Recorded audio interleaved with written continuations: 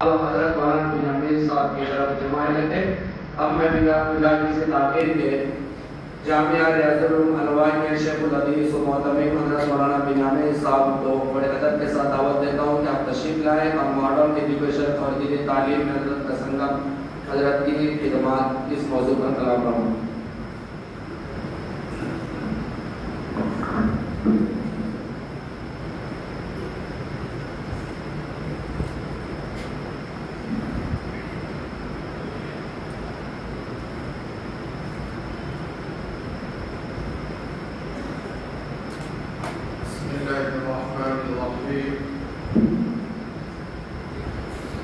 الحمد لله وحده والصلاة والسلام على من لا نبي بعده أما بعد فأعوذ بالله من الشيطان الرجيم بسم الله الرحمن الرحيم اقرأ باسم ربك الذي خلق خلق الإنسان من علق اقرأ وربك الأكرم. وقال تعالى قل هل يستوي الذين يعلمون والذين لا يعلمون. وقال النبي صلى الله عليه وسلم خير الناس من ينفع الناس أو كما قال عليه الصلاة والسلام. صدق الله العظيم صدق رسوله النبي الكريم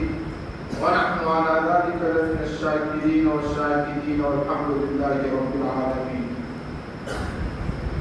سبحانك لا علم لنا إلا ما علمتنا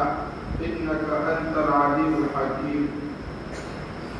جزا الله عنا نبينا محمد صلى الله عليه وسلم ما هو أرض. رب اشرح لي صدري ويسر لي أمري واحلل عقدة من لساني يفقهوا قولي. بہت ہی زیادہ قابل احترام قابل تقدیر اس قسم کے صدر، اسی طرح مشرقی مربی برادر محترم حضرت مولانا فاروق صاحب بستانوی، عام محترم حضرت مولانا موسیٰ صاحب، اسٹیج پر تشریف فرما علماء کرام، جیسے ناچیز کو بورڈ کے سامنے یہاں بٹھایا گیا جس کا میں نبی قابل تھا، نہ مجھ میں کوئی صلاحیت ہے، لیکن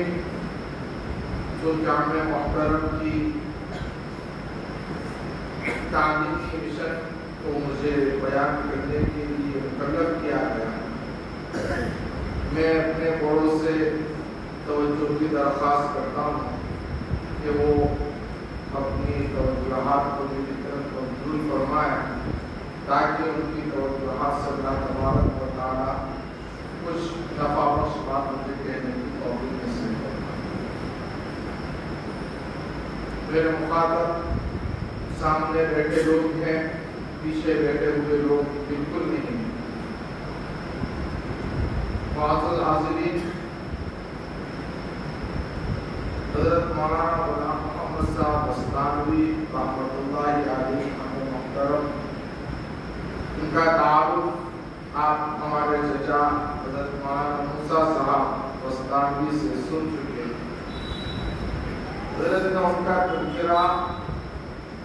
اپنے دادا یعنی حاجی ابراہیم سے کیا اور حضرت نے کچھ واقعات اکابرین کے سنا ہے. میرے ذہن میں وہ نام بھی آیا جس میں مجھے ایسا لگا کہ وہ شاید میں آپ کو سنا دوں کہ ہمارے اکابرین میں سے لوگ حضرت تھانوی رحمۃ اللہ علیہ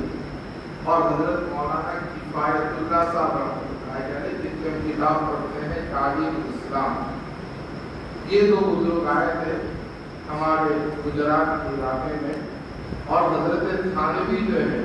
حضرت تھانوی ماضی قریب کے بزرگوں میں بڑے ہمارے اکابرین میں بڑا اہم نام ہے.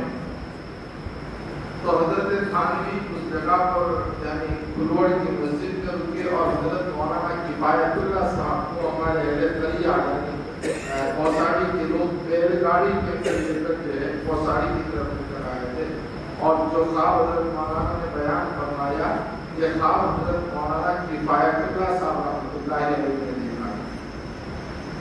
لیکن یہ تو تذکرہ تھا ان کے دادا کا، لیکن ہمارے مولانا موسیٰ کے پردادا یعنی ہمارے سکڑ دادا حاجی محمد رضی رحمۃ اللہ علیہ، ان کے بارے میں ہمارے بھائی حذیفہ کی توسط سے میں نے یہ بات سنی ہے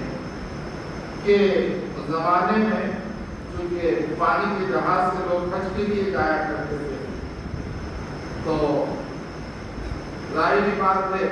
کہ ہم ان کے پاس اتنے وسائل نہیں تھے، انہوں نے اپنے گھر والوں سے کہا کہ ہم حج کے لیے چلنا ہے، کہا کہ وسائل کیا ہیں، کہا کہ ہم پیدل چلیں گے۔ پچھلے سالوں ایک صاحب پیدل حج کے لیے گئے، ماشاءاللہ اللہ تبارک و تعالیٰ ان کے مشکور قبول فرما دے،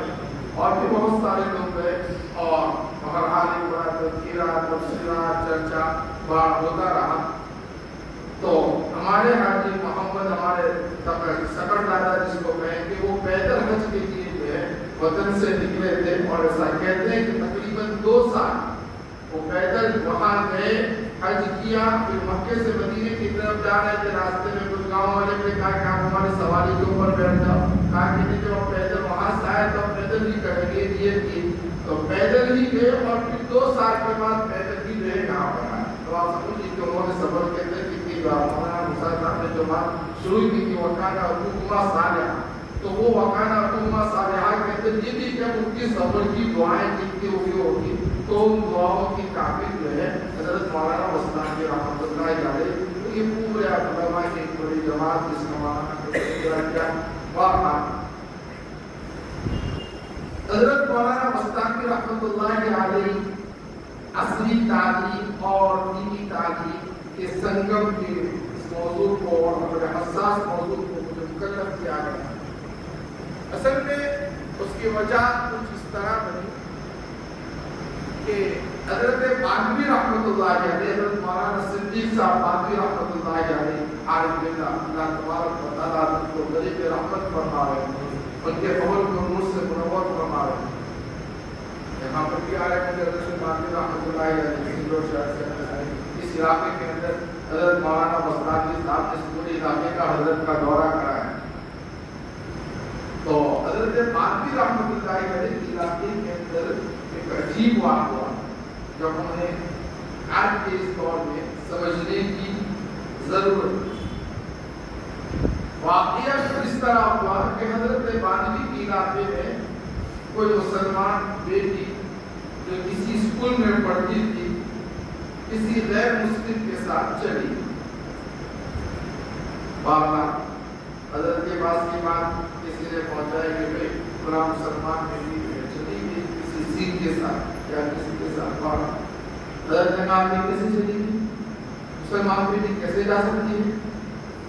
مسلمان بیٹی اپنا ایمان کیسے بیچ سکتی ہے، مسلمان بیٹی اپنے دین کیسے بیچ سکتی ہے، اور ان لوگوں کو کہا تھا جس طرح حضرت کو کہنا تھا کہا، لیکن حضرت کے دل میں یہ فکر پیدا ہوئی کہ اس طرح تو بہت ساری مسلمان بیٹیاں ہیں،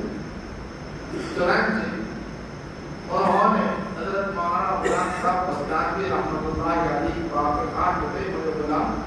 آپ جو ہے اس طرح اصلی ادارہ قائم کیجیے کہ جس سے مسلمان دینی ماحول کے اندر اصلی تعلیم کے ساتھ جو آغاز پا فرمایا کہ اس میں تو بڑے مسائل ہیں، اگر ہم اصلی تعلیم شروع کر دیں گے تو ممکن ہے کہ بہت سارے لوگ اس پر اشکال اٹھائیں گے، سوالات اٹھائیں گے کہ بے مولوی ہو کر کے اصلی تعلیم کی جو ہے پیروی کر رہے ہیں، مولوی ہو کر اصلی تعلیم کی ایڈورٹائزمنٹ کر رہے ہیں، اور لیکن حضرت نے کہا کہ بھئی ہمارا حکم ہے۔ تو اس زمانے میں صبح مہاراشٹر کے چیف منسٹر تھے عبدالرحمان جنتولے، کیا اللہ بکارے ہو گئے، انہوں نے بھی بڑا کام کیا ہے، تو حضرت بانوی رحمۃ اللہ علیہ ان کے پاس گئے کہ بھئی ہم چاہتے ہیں کہ بھئی اصلی تعلیم کے ادارے جو ہے مولانا مستانی صاحب کے ادارے میں شروع کریں۔ تو انہوں نے کہا کہ بھئی آپ سب سے پہلے ITI کالج شروع، تو ان کے کہنے پر حضرت نے ITI کالج شروع کی جامعہ کلکوا کے اندر، اور کئی مسلمان بچے جو ہے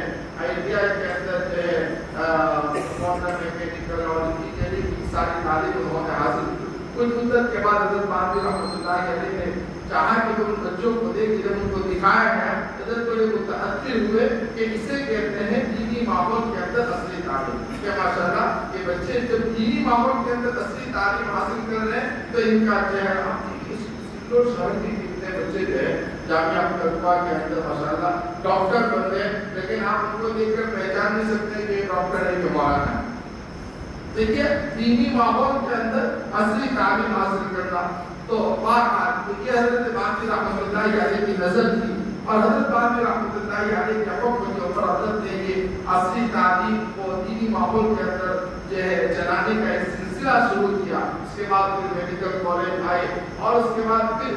पूरे हिंदुस्तान के अंदर खास तौर पर हज़रत का जो मैदान रहा वो सूबे महाराष्ट्र और महाराष्ट्र के अंदर भी खास तौर पर इलाके मराठवाड़ा को आपने अपनी मेहनत का मैदान बनाया। और ऐसे असली इदारे हज़रत की फिक्र हज़रत की नज़र जो थी वो इस बात के ऊपर थी कि सच्चर कमेटी की रिपोर्ट ये कहती है कि मुसलमान जो है गरीबी के अंदर दलित से भी ज्यादा है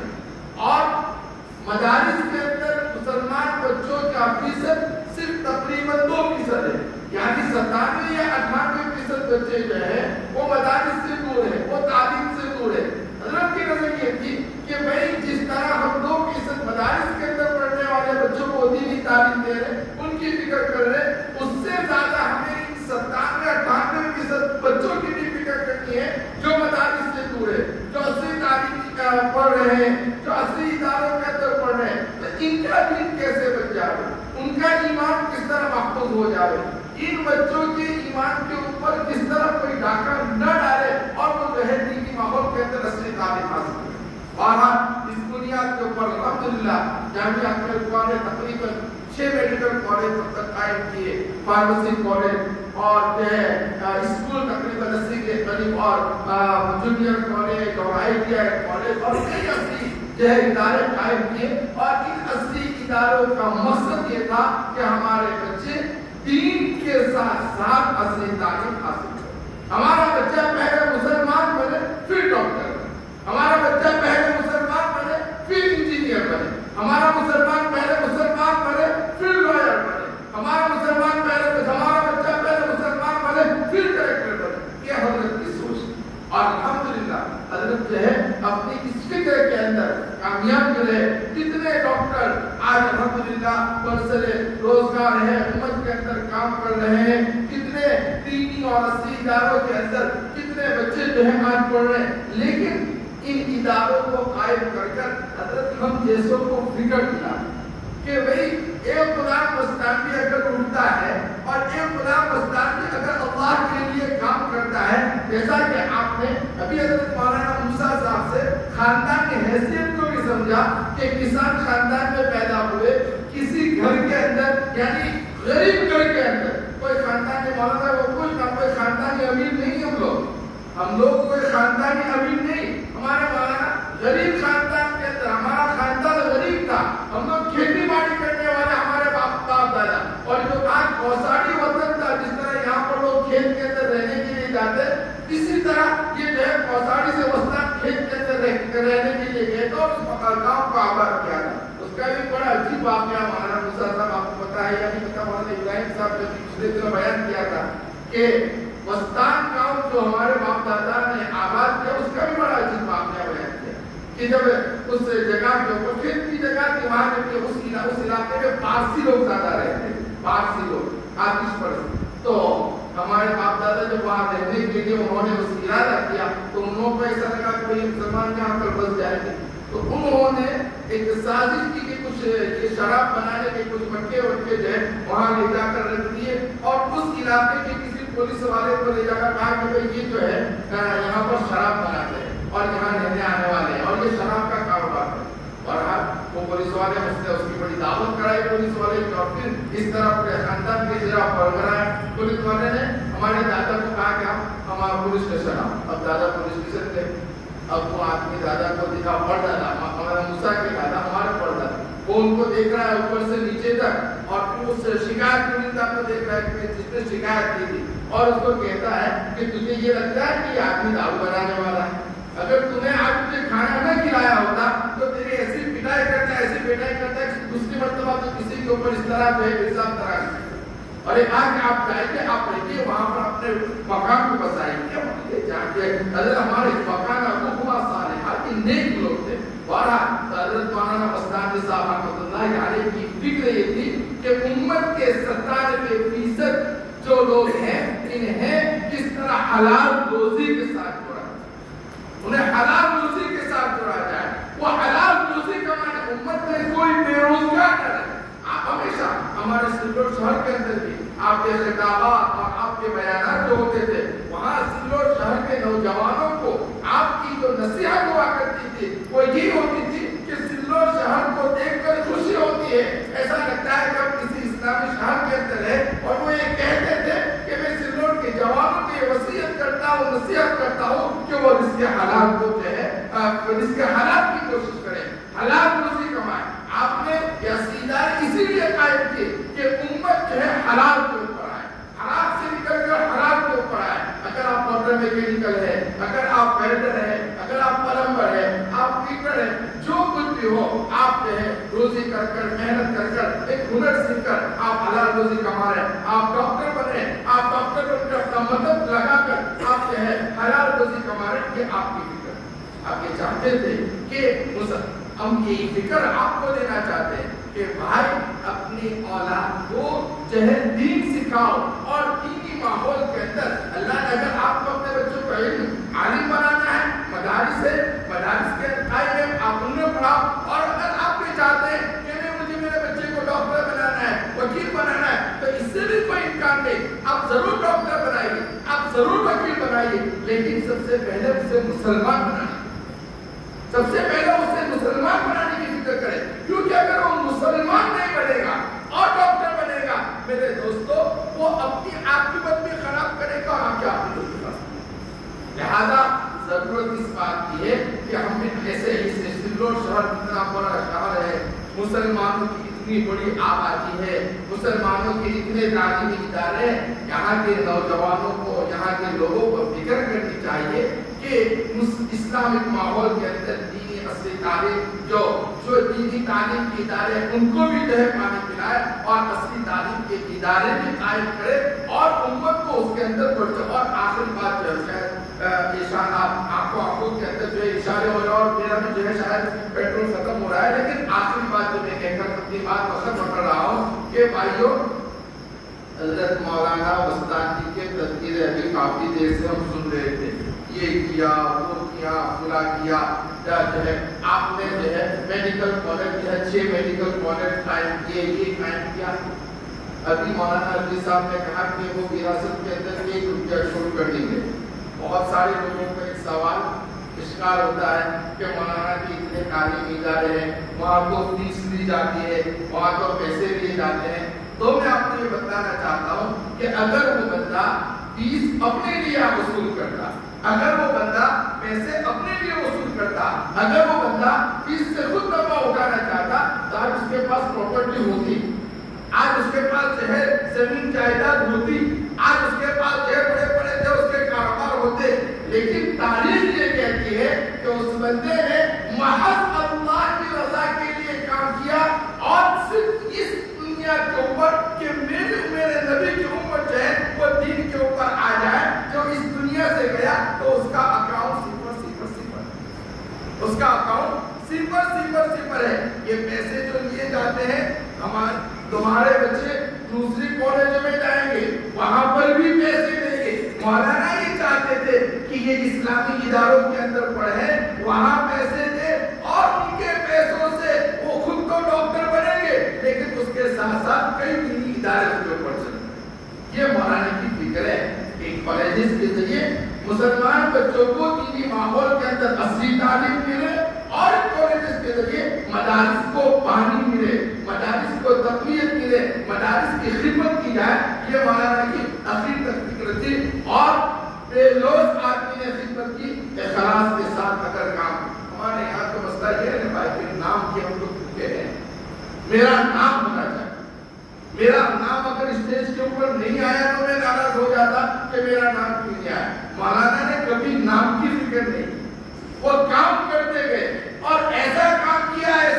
کیا کہ نہ چاہتے کوئی بھی آدمی کے انتقال کو بھی کئی دن گزر گئے، لیکن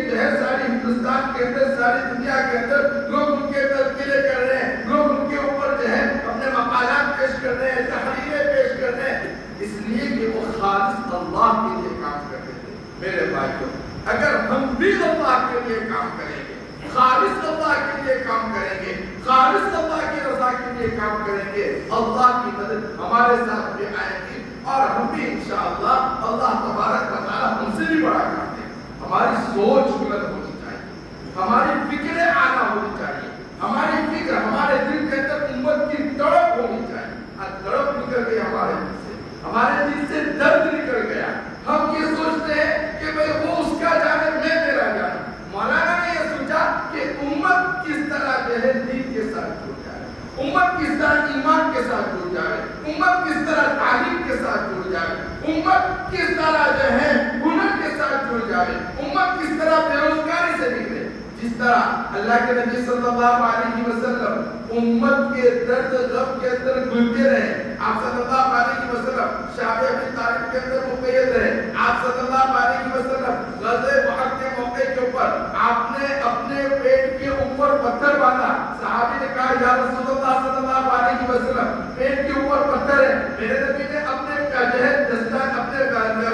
چادر کو ہٹائی. صحابہ نے دیکھا کہ نبی کے پیٹ کے اوپر دو پتھر ہے, لیکن آپ نے امت کی فکر کی, امت کے غم کے اندر آپ صلی اللہ علیہ وسلم ہوئے. یہ کہتے تھے یا امتی امتی, تو آپ صلی اللہ علیہ وسلم کی صرف 12 آپ کی عمر 40 سال کی عمر کے اندر آپ کو نبوت کی اور 63 سال آپ صلی اللہ علیہ وسلم کی کل زندگی ہے. لیکن آپ صلی اللہ علیہ وسلم جس دین کو لے کر آئے مختصر سی مدت کے اندر اللہ تبارک و تعالی نے پورے عالم کے اندر اس دین کو پھیلایا.